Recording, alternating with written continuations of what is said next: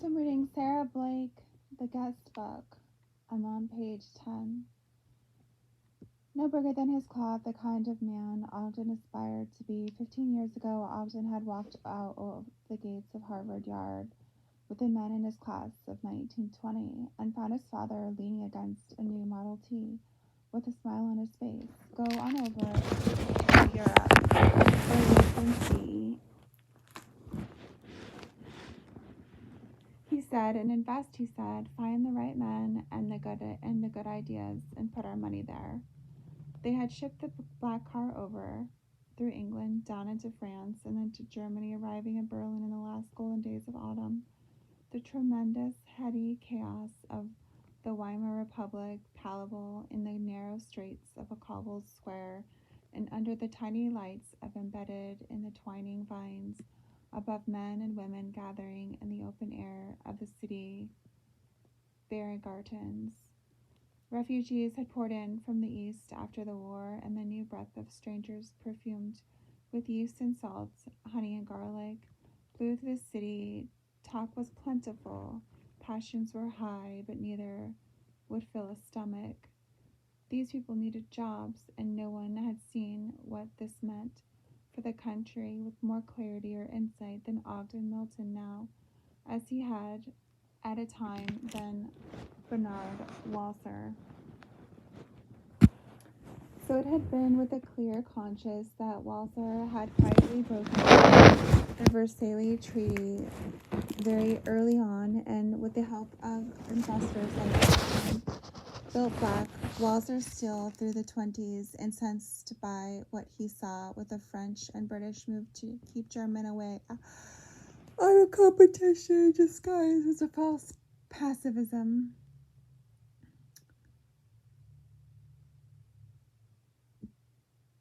True peace was only guaranteed by jobs. The machinery needed to build a strong economy was the machinery of peace, no matter what the machinery made, faucets, hairpins, or the Walser Group A.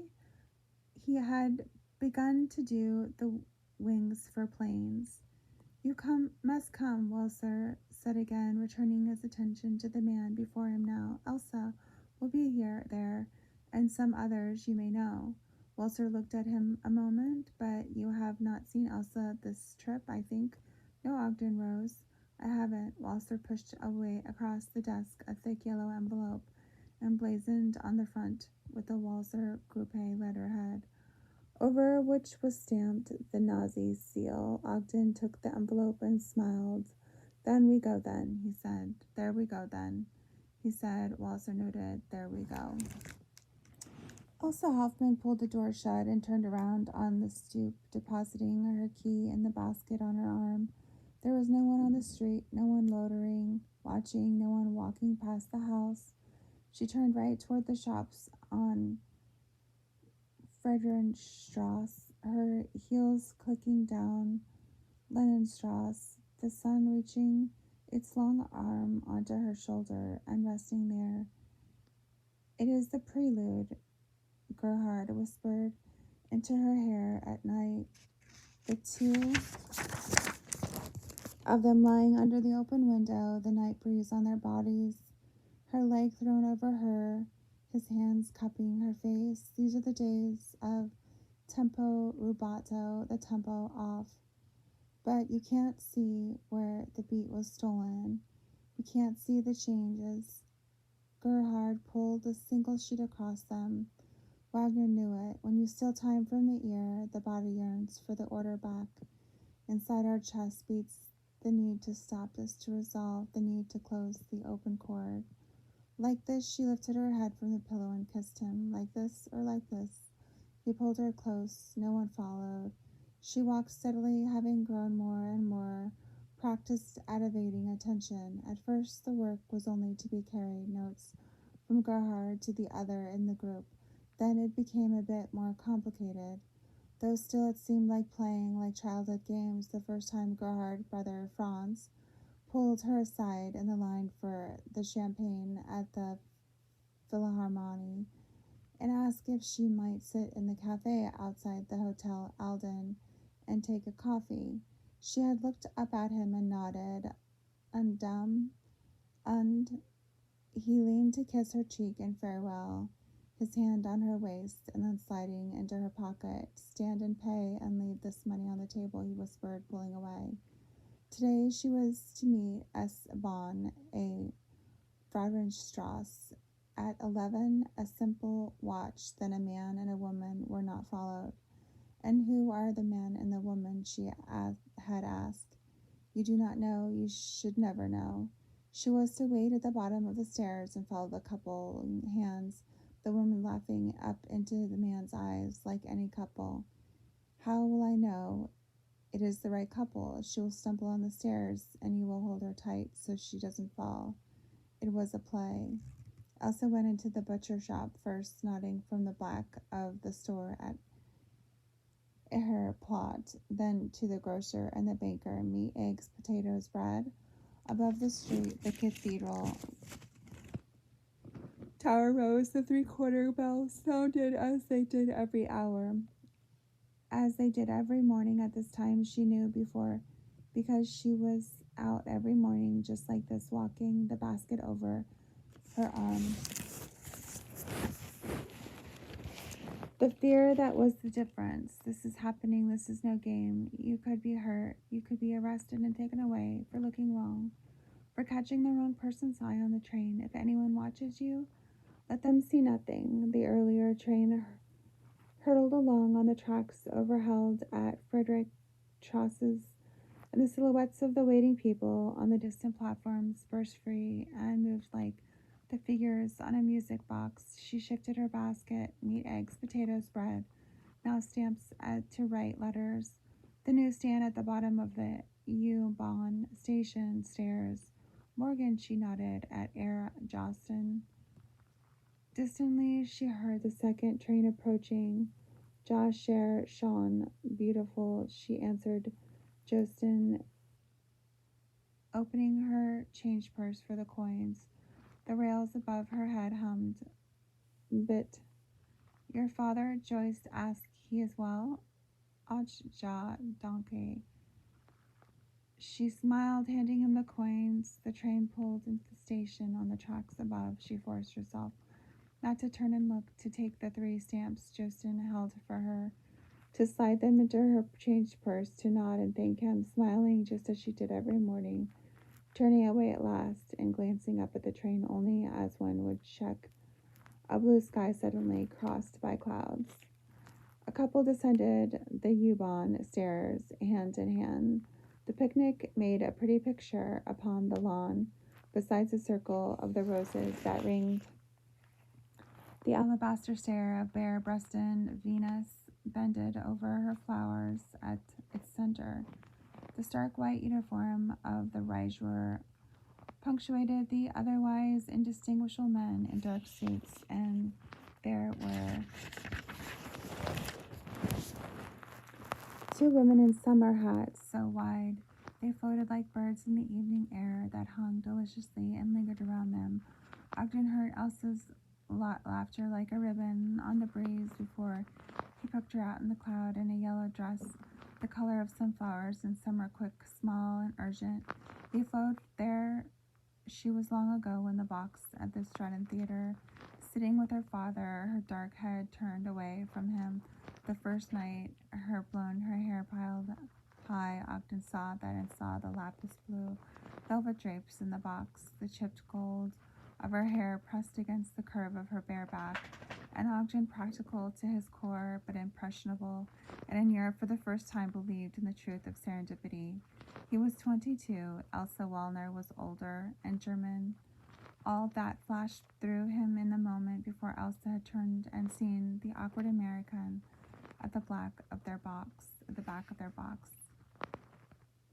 Entschuldigung, he'd managed. Excuse me. Her father had introduced them. He had slid into the empty seat beside her, and the 3 of them faced at the stage, where the first violinist had just taken his seat to the left of the conductor, and the hall fell silent. And when the men had touched his bow to the string, touched and then drawn the bow across, holding the first note, Ogden had understood that every life had at its center a beginning that was not birth, a moment when the catch on the lock in one's life opens and out it comes startling forward. And the memory of Elsa opening the door to him at Linenstrasse 32 the next morning flooded up as it did each time he saw her after an absence. If there are places that holds us, keeping us in them, surely too there are people, he felt, people who work like mirrors for the selves we have forgotten. The young Ogden stood on the stoop below Elsa. Well, sir, that day, still stuck and dumbstruck, staring back at the woman in the doorway, unsure whether to look her or look away. In that instant, he imagined himself in love with her. Ouch, Elsa had teased him, the American. But he does not move. The mouse she was nicknamed by the circle of friends she brought him into. But Elsa was not shy or retiring, not mousy at all. I am, she leaned over and tapped his shoulder at the end of a long, late table littered with ashtrays and napkins. How do you say uncover? And smiled. Milton, Elsa called now, catching sight of him, her eyes resting on him, even as she continued speaking to the woman beside her. He waved. And as he walked forward into her gaze, and the gap between what he'd imagined and what was the truth appeared, as it always did whenever they met. At first he was a figure of curiosity to her, and then fairly quickly a figure of gentle fun. A man of property, an old man. At 22, she teased, she had marked him as an American, through and through appealing and fundamentally uninteresting. She had married Gerhard Hoffmann, the man on the stage the night Ogden first saw her, the principal violin from the Berlin Philharmony, a genius, and like her father, she had married a Jew.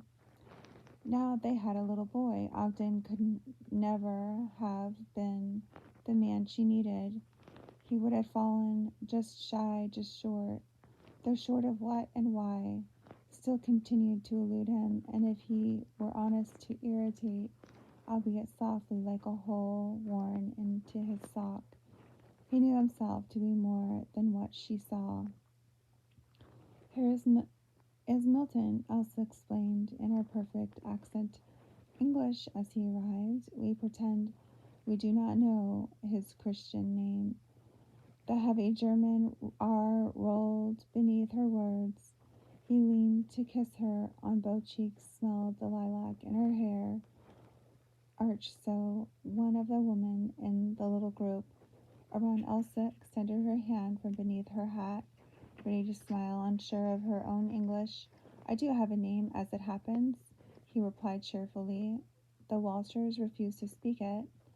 My father likes to claim he's a Milton. At this table, Elsa had turned from him. He is a great reader of Paradise Lost. One, Ogden retorted mildly, is enough, I should think. She smiled back at him, resting her hands on the soldier standing beside her, so inordinately proud of his uniform. It seemed he would not bend for fearing of creasing it. Private Muller. She introduced him, and the man's arm shot up in the air with a greeting Ogden still found impossible to take seriously, but was everywhere, even here in the open air of spring in the park. He had heard from Bill Moffat that the embassy there had been American tourists beaten for not responding with the required gusto. And Colin Rupsbraher, she continued, pointing to another man who had wandered into their group. This one genial, howling fluid. The stiff and the smooth. Ogden held his smile and cheek in perfectly German pair. Heil Hitler, he nodded, turning back to Elsa, Where is your husband tonight? He will be along, Elsa answered. He had to meet someone. Ache always the someone's Gerhard Hoffman. Cullen Rudy Pulsgraf appeared beside Elsa with a champagne bottle and glasses.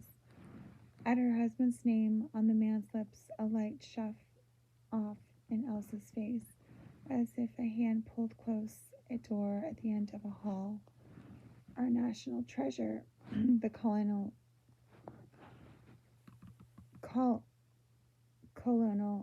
said, as he pressed a glass into Ogden's hand, is kept quite busy. Ogden nodded his thanks.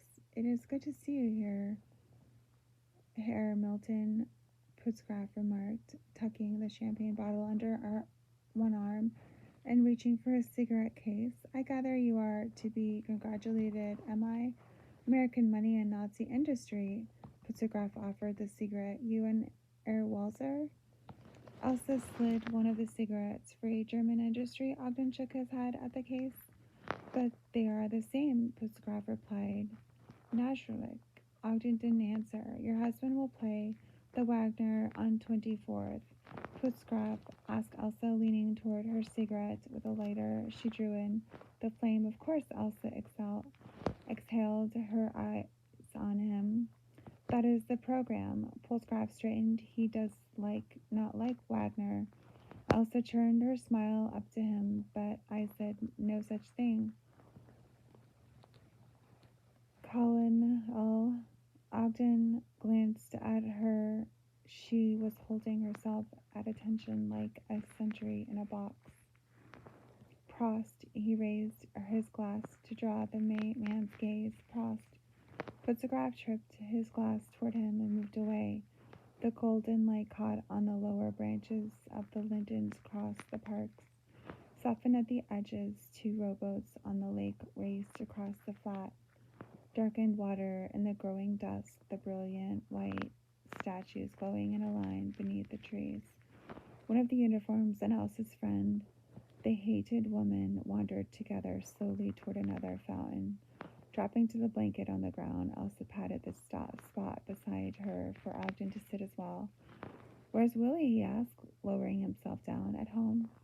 Her face softened in bed.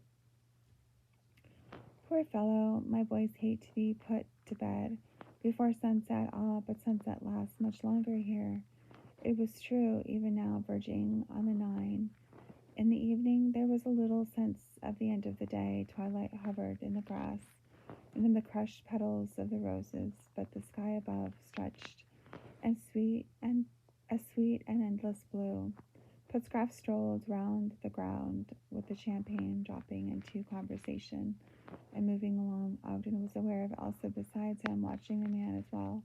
A little farther along the pathway, he caught sight of her father, deep in conversation with German economists who had trained in Wisconsin. Besides them stood directors of the Reichsbank, an old friend of Walzer, and to Ogden's mind, a reasonable man. Ogden raised his hand in greeting. Walzer nodded, held up his glass. You have signed the papers, Elsa said quietly. That is good. That will be good for father. He glanced at her. She was looking past where her father stood now, talking to the economist. Have you traveled outside the city on this trip? She asked. No, she nodded and inhaled. Take a bikeless ride in any direction on nearly any road, and you will see it all, plain as day. What will I see? Training fields, airstrips, brown shirts, and woods. We're all Nazis now, Elsa. You don't believe me? Believe that all Nazis are the same.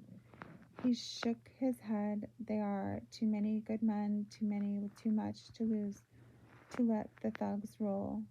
But which is which? She turned to him. How can you tell? How can any of us tell? He held her gaze. It started so slowly, Milton coming toward us like a river shifting from its banks. 1 centimeter at a time, one lie, then the next. Lies so big. There had to be reasons to tell them. There had to be some purpose, maybe some truth. Goebbels is not only an unintelligent man. She spoke without seeming to care if he heard, thinking aloud in the dusk. Perhaps the communists truly did set off the fire to the Reichstag. Though it made little sense, perhaps there was a reason so many people were arrested that night in Berlin alone. Perhaps there was a danger no one could see it. Her voice caught, but now has come the slow awakening. This will not pass. This will not stop. She looked at him, but it must be stopped. She was admirable, Ogden felt, but untempered, too quick to jump to dangerous conclusions. Elsa, they are beginning another phase, she said quietly. Gerhard is certain they will demand he step down from by the end of the year. They're talking of passing laws. But he is first chair, Ogden frowned. He is one of the primary draws of the Philharmonie. She flickered her cigarette into the grass before them. There are thousands of jobs for the taking now, jobs that belong to Jews. Even Jews like Gerhard, thousands, so it was the Christmas morning here in Germany. She said, shaking her head, and there is Papa Deutschland, Papa with the Christmas goose, Papa with presents. And no one asked, where did the presents come from, Papa? Whose tree did you rob? Because Papa hasn't robbed anyone, only Jews. Those jobs, those houses, those belong to Germans all along. And all Papa needs to do is to join the party. Then it is Christmas morning everywhere, that's all. He masked his impatience. The Nazis are nothing but thugs. It cannot last, Milton. She shook her head and turned away. You are not listening. I am listening very hard. We had been purloined. She said in plain sight. He cast a brave, considering gaze at her. Von Hoffmann, Herr Milton, mein Freund, Colonel Putzgraf called in Vato Koim Sie Herber on the blank there. He pointed to where Elsa and Ogden sat good-naturedly. The others began to move toward the blanket as Putzgraf bruised himself. We need you, Elsa said to him swiftly and low beside him. We, Gerhard, she nodded. The others, Elsa, he protested. What can I do? Ache. She turned her face from him, still the man with the courage of his conversation. Ogden pulled away from her, pricked. Closer, Putzgraf frowned playfully. Much closer. Ogden drew his knees up and wrapped his arms around them. You should not condescend, Elsa. He stared straight into Putzgraf's camera. Does not become you. And why the colonel counted. Become me? A thick, unhappy laugh burst from Elsa in the moments the wash went off. Sure got. Putzgraf raised his fist in satisfaction. Kitty had crossed out of the Central Park at 72nd Street and was walking steadily east toward the river. It had been a lovely afternoon. The Philharmonic had played the Mendelssohn, and Kitty and her mother had run into Mr. William Phelps, and then unexpectedly into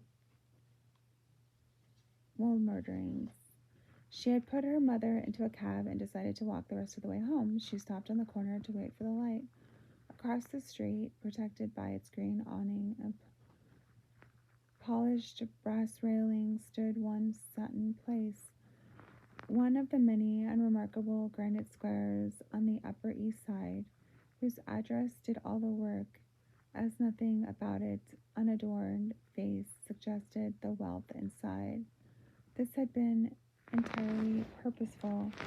When the building went up in 1887, there was a general sense among the first occupants all those apartments commanded corner views of the East River and the thick-shouldered, rather showy mansions of arvistas such as Frike and Rockefeller on Madison and Fifth did not bear repeating.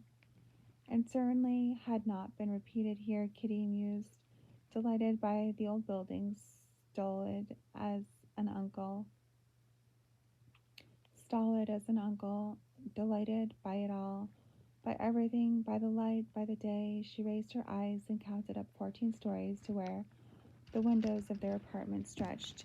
Even now, 7 years after Ogden had bent without a word and picked her up in his arms on the day they arrived back home from their wedding trip, carried her wrinkled traveling suit and all straight toward their double brass doors, out front, straight over the threshold, and to the elevator, where he leaned her against the satin covering wall, waiting for the elevator to open, and kissed her. Even now, she had the short, sharpened sensation, sometimes here on the street outside where they lived, that she was playing at house. She had tripped away along the pathway set down for her life. Footsteps light on the flagstones. There was Kitty Milton, arms full of flowers, for the front hall. There again at lunch, and again later, besides her husband, her arms snuggled under his elbow, and 3 children born every 2 years in perfect, healthy succession. Proof, if anyone was ticking off the boxes as she knew they were, she had grown up beneath the myriad eyes of dough-workers and gossips who occupied the stiff-backed chairs in front rooms and back gardens between East 12th and East 28th Streets, that Kitty Hoxton had gotten it right. When she had vowed to love, honor, and obey, she never had guessed how easy Ogden would make it, or how much she would want to, how she would wanted what he wanted. She moved through the world with a natural reserve.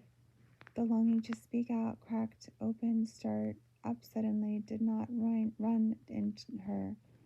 Cool, calm, observant, she knew it was these very things that had drawn Og to her, and yet when they had come to her on their wedding night and slid her hand down her bare arms, her body rose under him as if another girl had laid there coiled and waited. She shivered now with the memory and the thought of the children in the baths up there, the drinks set out on the bar, and the case anyone dropped in, the single place sitting at the long table ready for her dinner, the bed turned down at the end of the evening, and the curtains drawn, gave her a happy jolt. Her room was full. She was not playing at all. The light changed, and she stepped off the curb toward 2 little girls walking toward her in their crisp dresses, faces forward, folding on to either side of the pram in which a new baby lay. Up you go, the nanny breathed. Raised the front wheels to take the curb. Wordless, the little girls climbed up into the curb, still holding on the prams as on the straps of a rope. Now, do we have to go to the park, the biggest one? Asked Kitty passed. Yes, Miss Lostine, you do. Jews, Kitty noted, making her way toward the dark green awning that shaded the well-published door, straightened her back without thinking. Little Jewish girls up here on the Upper East Side. Hello, Johnny. She inclined her head toward the doorman with a smile. Miss Milton, he nodded, holding open the door for her. Nettie stepped bare in his arms. Oh, Lord, they've done it again.